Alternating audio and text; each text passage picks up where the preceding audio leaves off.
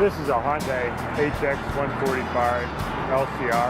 What's different about this one is that this one does have rubber tracks on it, sectional rubber tracks. These are 20-inch sections of rubber track that bolt onto the rails, so it's a dedicated sectional track. And that makes it more usable and more friendly for crossing streets and sidewalks. And it has a dozer blade.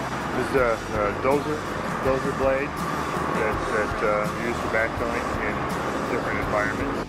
You're in close quarters in the city, between buildings. You have a short tail swing on it.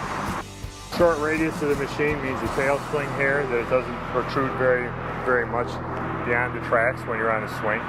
It's equipped with a hydraulic quick coupler, so you can make quick change of buckets.